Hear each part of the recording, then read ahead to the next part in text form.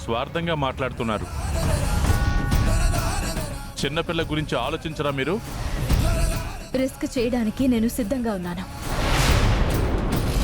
అమ్మవారి మీద భారం వేసి అంతా చేస్తున్నాను. ఇంతకు ముందు నానమ్మ విషయంలో నేను వ్రతం చేసి బెజవాడ కనకదుర్గమ్మ గుడికి వెళ్లి మొక్కు తీర్చుకుని రక్షించుకున్నాను. ఇప్పుడు కూడా ఆ విధంగానే చేస్తాను. మర్రి చెట్టు దగ్గర రాత్రిపూట ఒంటరిగా ఉండడానికి నాకెలాంటి అభ్యంతరం లేదు. అయితే రాత్రికి సిద్ధమవుదాం రా. రాత్రికి ఏం జరుగుతుందో ఏంటో.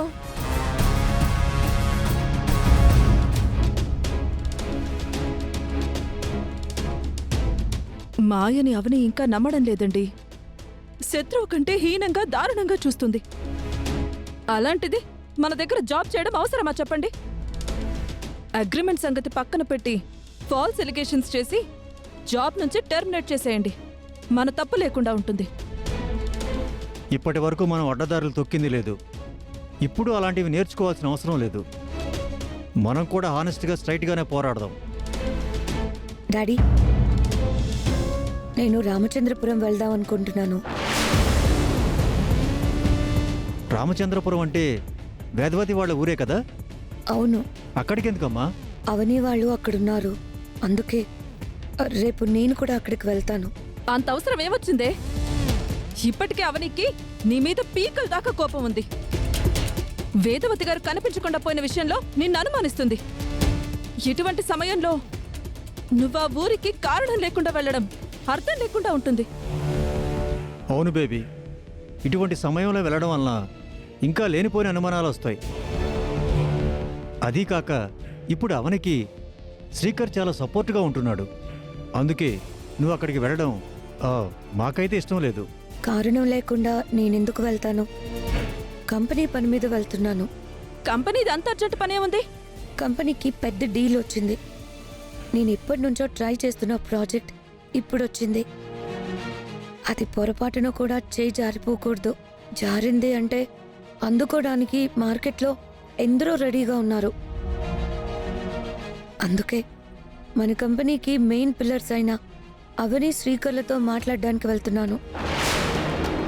ప్రాజెక్ట్కి సంబంధించి డాక్యుమెంట్స్ అన్నీ వాళ్లతో దగ్గరుండి ప్రిపేర్ చేయించాలి. వాళ్ళని ఇక్కడికి రప్పించుకో. వాళ్ళ దగ్గరికి నువ్వెందుకు వెళ్ళడం? బాస్ దగ్గరికి ఎంప్లాయీ రావాలి. ఎంప్లాయీ దగ్గరికి బాస్ వెళ్ళకూడదు. అమ్మా, భగవంతుడి దగ్గరికి భక్తుడు వెళ్ళాలి. బట్ ఒక్కోసారి భక్తుడి దగ్గరికి భగవంతుడు కూడా వస్తూ ఉంటాడు. నేను వెళ్ళడంలో తప్పులేదు. పైగా ఇప్పుడు నేను పిలిచినా వాళ్ళు వచ్చే పరిస్థితుల్లో లేరు. అక్కడికి వెళ్ళి మాటలు పడతావా? వాళ్ళు అనుమానంతో ఉన్నారు. ఆవేశంతో ఏదో మాట్లాడతారు. మనం మనసులో పెట్టుకుంటే ఎలా? నేను అవన్నీ పట్టించుకోను. నాకు నా కంపెనీ డెవలప్మెంటే ముఖ్యం. ఆ ప్రాజెక్ట్ నాకు అప్పగించమ్మా. I will handle that. నీకెందుకు డాడీ శ్రమ? మనం శాలరీస్ ఇచ్చి ఎంప్లాయీస్ని పెట్టుకుంది వాళ్ళ పనిని మనం చేయడానికి కాదు, వాళ్లతో చేయించడానికి. మీరు నా గురించి ఎక్కువగా ఆలోచించి మీరు ఇబ్బంది పడకండి. వాళ్ళకి నా మీద కోపం ఉన్నా నాకు వాళ్ళ మీద కోపం లేదు. So you don't worry. You are so innocent baby. నీ మంచితనం గొప్పతనం వాళ్ళు ఎప్పుడు గుర్తిస్తారో ఏంటో. నువ్వు ఇంతలా వివరణ ఇచ్చిన తర్వాత నిన్ను ఆపడం కరెక్ట్ కాదు. నువ్వు వెళ్ళమ్మా. Thank you dad.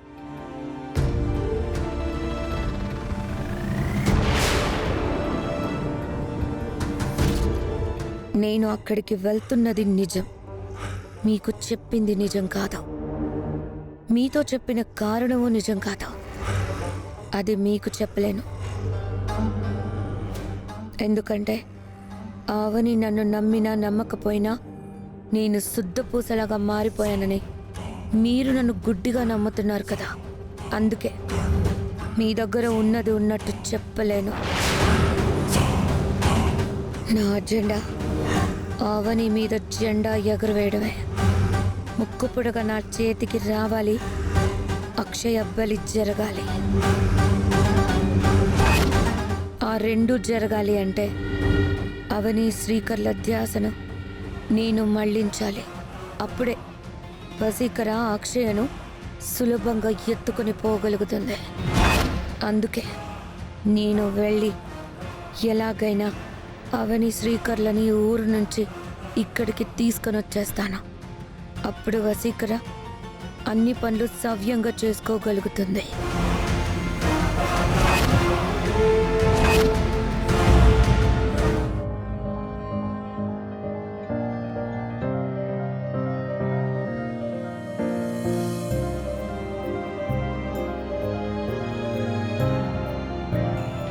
ఐగిరి Nandini Nanditha మేదిని విశ్వవినోదిని నందనుతే గిరివర Vindhya శిరోహిని వాసిని Vishnu విలాసిని జిష్ణునుతే Bhagavati హేషితి కంఠ కుటుంబిని భూరి కృతే జయ జయ హే మహిషాసురమర్దిని రమ్యకపర్దిని శైలసుతే సురవర వర్షిణి దుర్ధరదర్శిని దుర్ముఖమర్షిణి హర్షరతే త్రిభువన పోషిణి శంకర దోషిణి గిల్విషమోషిణి కోశరతే ధనుజని రోషిణి దిది సుధరోషిణి ధర్మదశోషిణి. నేను నా కూతురి ద్వారా ఆ దుష్ట శక్తి గురించి తెలుసుకునే ప్రయత్నాన్ని చేస్తున్నాను.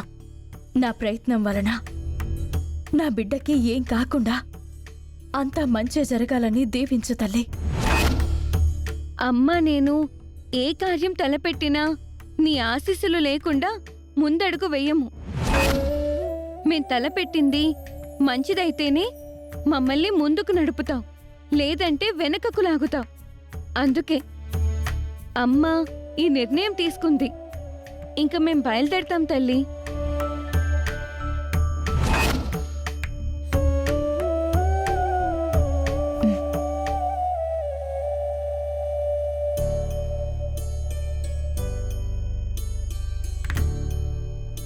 ఇంకోసారి ఆలోచించావని నా కూతురికి ఏమైనా జరుగుతుందా అని నాకు భయంగా ఉంది. మేం వద్దు వద్దు అంటుంటే నువ్వు ధైర్యం చేస్తున్నావమ్మా. నాకు మనసు అంగీకరించడం లేదమ్మా. అవునమ్మా, అన్ని వేళలా మనకు మంచి జరగదు. అన్ని సమయాల్లో అమ్మవారు ఆపద నుంచి అడ్డుకోదు. పాపను చెట్టు కింద కూర్చోబెట్టడం గాల్లో దీపం పెట్టడంతో సమానం. అది నువ్వు అర్థం చేసుకోవాలి. నా ప్రయత్నం ఊరి క్షేమం.